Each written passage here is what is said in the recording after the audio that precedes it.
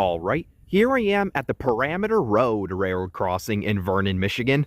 Now this railroad crossing right here is a rather neat crossing owned by the Huron and Eastern Short Line, to be exact, the line that runs from the tippity top end of the Durand Yard, Huron and Eastern Durand Yard, and it continues all the way west, all the way to Owosso, where Great Lakes Central takes over the operations. Now this crossing right here is pretty neat, and it's also a rather special crossing because it holds on to quite a lot of history.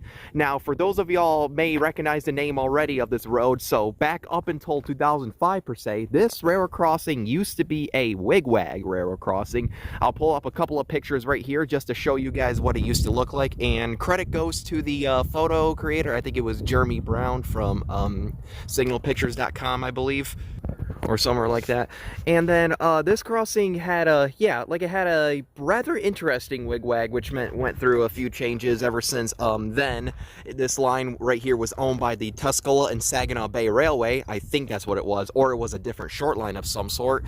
So that wigwag stood up until so that's Wigwag actually did stand up for a good while. It was one of them WRS ones and whatnot, but sadly in 2005 that Wigwag was knocked down and destroyed by what appeared to be a truck, and it was pretty much damaged beyond repair, so they couldn't put it back up. So they replaced that little Wigwag with a crossbuck crossing, and then later on Huron and Eastern came by and installed these two signals right here to replace the Wigwag fully. Now I know it may seem weird because these two signals right here look pretty old, and it kind of looks like that these two signals were here to begin with, but actually, as a matter of fact, these two signals right here are actually bought secondhand and completely refurbished to be put up and protect this crossing. Now I'm not totally sure where these signals came from. Maybe, like I said, Huron and Eastern bought them secondhand from a different railroad crossing that has been upgraded, so they kind of figured just to get these signals and put them up instead because it was the cheaper option.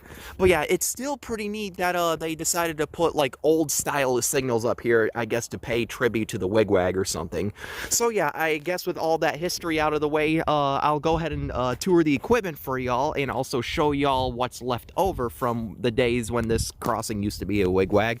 So I guess with that said, let's go ahead and get started on the side where the Wigwag used to be. So for the first signal, this has a WRS clamp-on style base, which I believe is sitting on the original foundation that the Wigwag used to be on, or maybe it was taken out of the ground. You can see the wire right here for it.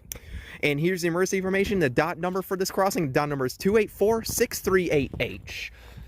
And there's no old dot tags on this mast since they took them off. Like I said, these signals were reused from somewhere.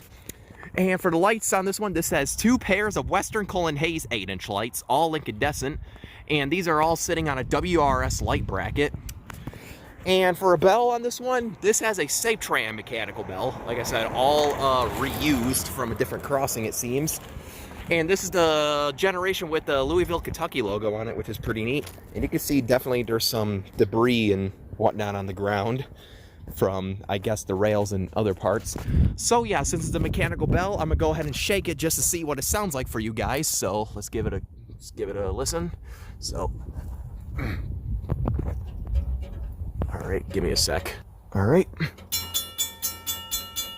Yeah, it's like one of them deeper tone mechanical bells. Kind of neat, actually. So yeah, that right there was the first signal, which pretty much was the signal itself to replace its Wigwag. And the cool part about this crossing, or at least on this side, is the fact that the relay case is actually the same one that once stood here when the Wigwag was still here. And you can see that it's still also connected to this old telegraph pole that goes all the way down there. So yeah, that was the first signal. Now let's go ahead and move on to the second signal. So for the second signal, which is somewhat similar to the first, this has another WRS clamp-on style base. And here's the emergency information once again. And for the lights on this one, this has two pairs of Federal Signal 8-inch lights, as you can see with the F Western Cullen logo, sitting on a WRS light bracket once again. And for a bell on this one, this has a Western Cullen Hayes mechanical bell. Not totally sure what generation, but I guess with that said, this is probably like a third or fourth gen, probably a third gen. But let's go ahead and shake the mast on this one and see what this bell sounds like. So, yep.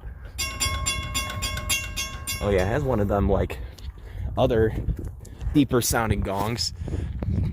Kind of cool, actually. Kind of looks like this has a pretty neat bell combo.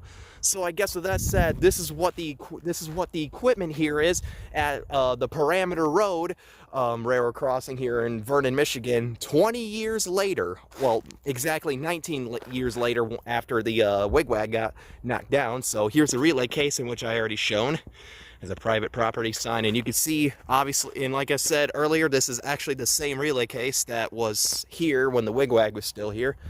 So yeah, I guess with that said, let's go ahead and take a look at the track view. Down there is heading west towards another crossing at Geek Road, which is a crossbuck crossing, and I think you can actually see it from the field. Never mind, no you can't. But yeah, this heads west towards the Corona area, eventually towards the Owosso area where Great Lakes Central is. And down there is heading east towards another crossing at Beddington Road, and this also eventually heads right down towards the Huron and Eastern Durand Yard, right where it begins, and also pretty much where the Saginaw branch line begins. So yeah, I guess with that said, this was the Parmenter Road railroad crossing in Vernon, Michigan. Pretty neat stuff. I always wanted to check out this crossing, even though I've heard it was crossbuck cross. It was just a crossbuck crossing, but thankfully they actually put equipment here to replace the Wigwag that was here during the Tuscola and Saginaw Bay days. I believe that's what railroad this line was owned by in the past. I could be wrong, but I guess all that's said for now. Over and out.